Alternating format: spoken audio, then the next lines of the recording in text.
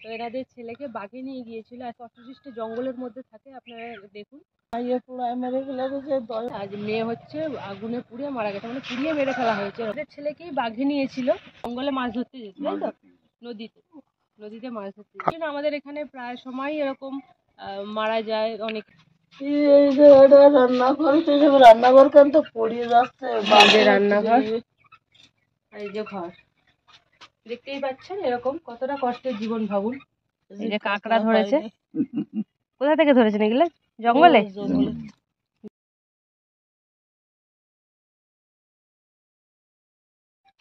নমস্কার বন্ধুরা, আমি Chandrima Titan kitchen with village ফুডে সবাইকে স্বাগত। আজ আরও একটা ভিডিও নিয়ে চলে আসলাম। তো আমাদের পাশের গ্রামে চলে এসেছি।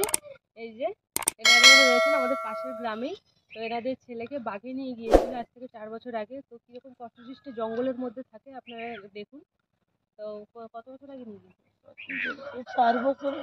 4 বছর। আর মাইয়া পোড়ায় মেরে ফেলে গেছে 10 বছর। খুব কষ্টে আছে, ছেলে মেয়ে দুটোই চলে গেছে। মেয়ে কি ঘরের মধ্যে আগুন জ্বলে পোড়ায় মেরে গেল, আর জামাই জেলে মরেছে।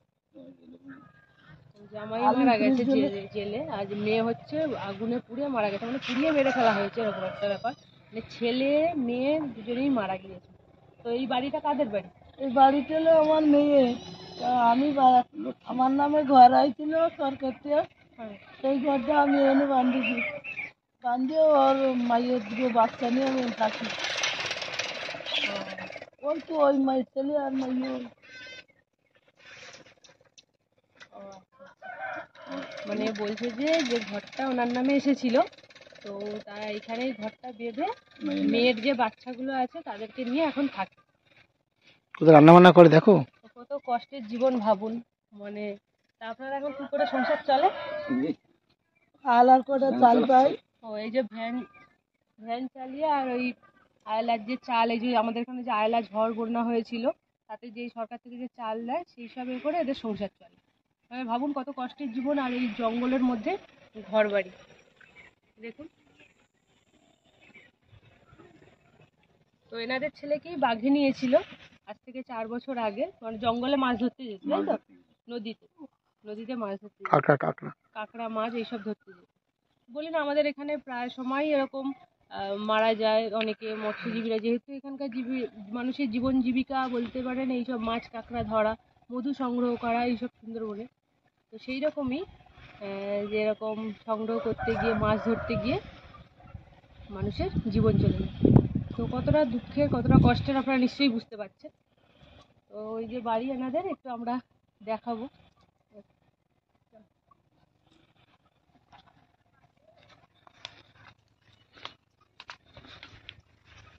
এখানে এই যে ছাগল সব এই যে গাছপাতা কেটে দিয়েছে, সেগুলো সব খাচ্ছে।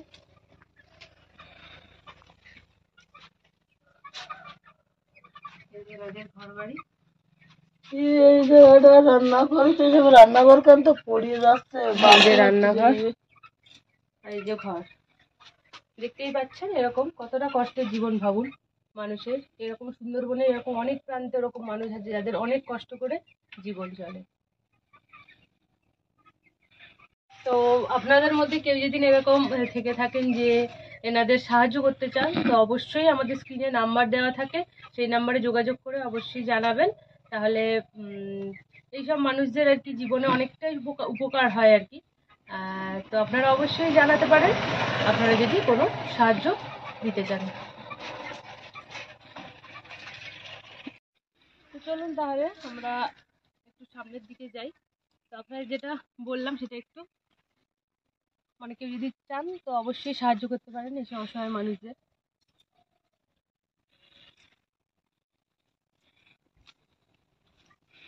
কিনে দেখে একটু দেখাও। কাকা ধনী আমরা খাবো না, ঠিক আছে, দাম বেশি, ঠিক আছে। কাকা তো বেশি হয়েছে আজকে। না না কাঁকড়া পাইনি, এক ব্যাগ করে নিয়ে যাও তো। কই এই যে কাঁকড়া ধরেছে, কোথা থেকে ধরেছেন এগুলো? জঙ্গলের থেকে ধরেছে। কত টাকা কেজি এখন? এখন 100 গ্রাম মনে হয় 600 টাকা। 100 গ্রামের দাম 600 টাকা। 1 কিলো 600 টাকা কিলো। ও 600 টাকা কিলো আর কি। 200 গ্রামের দাম কিলো দেয়। 100 জনের কাঁকড়া 1 কিলো দিলে 100 টাকা। মানে এক একটা একটা ওজন কাঁকড়ার তবে দাম 100 60 গ্রাম টাকা। করে, ছোট হলে হবে না। একটা কাঁকড়ার দাম প্রায় 60 টাকা। 100 গ্রাম কিলো 100 গ্রাম 100 পাকে 120 100 গ্রাম কাঁকড়া এইটুকু বেশি বড় হয় না। আর 200 গ্রাম কাঁকড়ার দাম কিরকম? ওটা মনে হয় 800 না 900। 800-900 গ্রাম দাম। 800-900 টাকা করে কেজি। ডিম 100 কাঁকড়া তো গ্রামের ওজন 1500 হলে টাকা। তাহলে আর ওটা ডিম কাঁকড়া 1500 টাকা কেজি। ডিম কাঁকড়াগুলো। এতে ডিম রেটটাও ডিম 200 গ্রাম মেদি।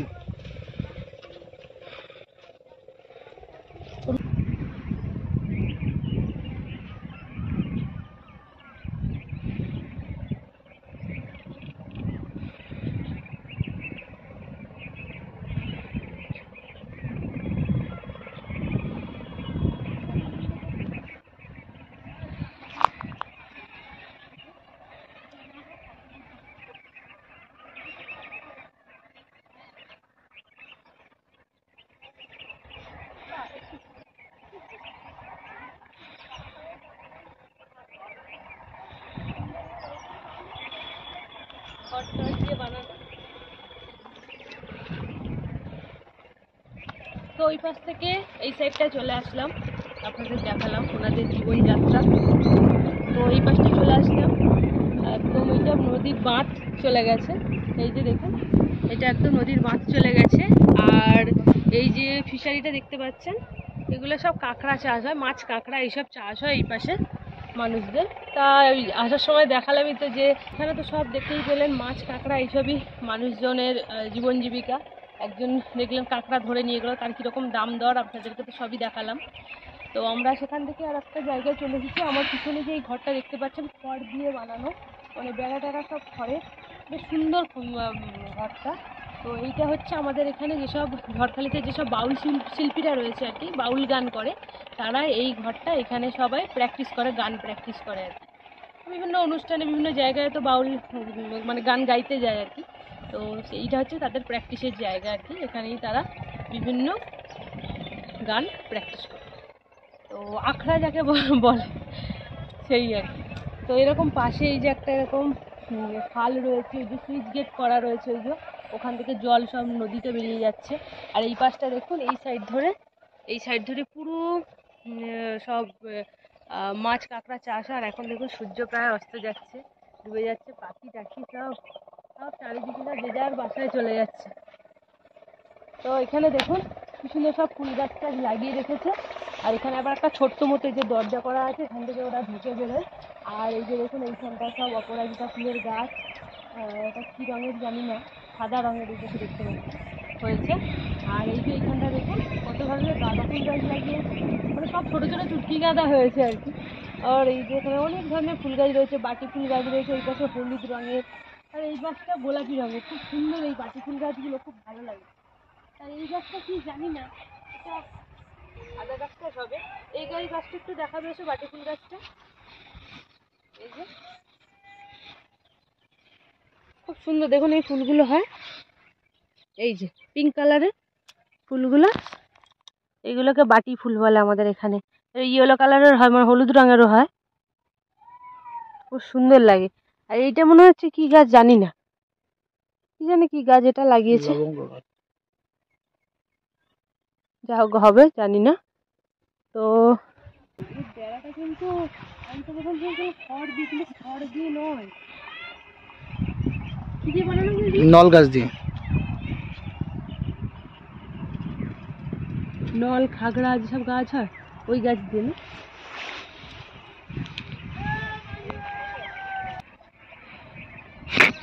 তো আপনাদেরকে আর একটা নতুন জিনিস দেখাবো। তো আমাদের এখানে এই কাছেই রয়েছে এই যে সেই এই যে ফিশারিগুলো রয়েছে না, মানে এই যে এই খালে ওটা গই বলে, সুইচ গেট বলে এটাকে, আর আমাদের গ্রামে সবাই গই বলে। তো আপনারা তো পাটা দেখেছেন, যে মাছ টাছ ধরে যেসব আটকানোর যে পাটাগুলো দেখেছেন, সেগুলো বাঁশের তৈরি হয় বা চটা দিয়ে বানানো হয় বা অন্য কোনো কাঠ টাঠ দিয়ে করে। তো আমাদের এখানে দেখুন এই যে পাইপ, যে ইলেকট্রিক যেসব পাইপগুলো, জলের যে পাইপগুলো আছে না, বিভিন্ন কোম্পানির যেসব পাইপগুলো, সেই জলের পাইপ দিয়ে দেখুন এরকম পাটা বানিয়েছে। পুরো দেখুন এরকমভাবে জল, মাছও বেরোতে পারবে না, হ্যাঁ, আর সেরকম সিস্টেম করা, আর সব- সব দামি কোম্পানির সব পাইপ, যাতে এই দেখুন পাইপটা দেখুন, এই দেখুন। দেখেছেন? এই যে সব দামি পাইপ এরকম ভাবে পুরো ওই খালটা এরকম আটকানো রয়েছে, মানে কি এই যে পাটা এখানে রয়েছে পড়েও আছে, ওই যে ওই পাশটায় রয়েছে বাঁশের যে পাটাগুলো দেখুন, ওইগুলো তো নষ্ট হয়ে যায় জলে বেশি দিন থাকতে থাকতে, ওইগুলো ভঙ্গুর হয়ে যায়, ভেঙে যায়, নষ্ট হয়ে যায়। তো এইগুলো তো পুরো একদম অক্ষয়ে থাকবে, অনেক বছর টিকে থাকবে, আর একটু বেশি খরচা কিন্তু অনেক দিন চলে। আর বাঁশেরগুলো তো বছরে বছরে পাল্টাতে নষ্ট হয়ে যায়। তো কত রকম সিস্টেম দেখবেন। যাই হোক, আপনাদেরকে এইগুলো দেখানোর ছিল, আজকে দেখালাম। আর এই পাশে নতুন কিছু নেই, যেটুকু ছিল দেখিয়ে দিলাম। আমাদের সুন্দরবনে মানুষের জীবনের অনেক ধরনের ঘটনা রয়েছে, অনেক কিছু আছে যেগুলো এই শ্যালা পড়ে গেছে, আরো দেখতে ভালো লাগতো। মানে শ্যাওলাগুলো এই পাশে যাচ্ছে না। মানুষের জীবনের কত কষ্ট আছে না। তো আপনারা চাইলে অবশ্যই করে একটু সাহায্য, যদি আপনারা করতে চান সাহায্য, অবশ্যই সাহায্য করতে পারেন। তো আমাদের ওই বললাম যে নাম্বার দেওয়া থাকবে, তাতে আপনারা যোগাযোগ করতে পারেন।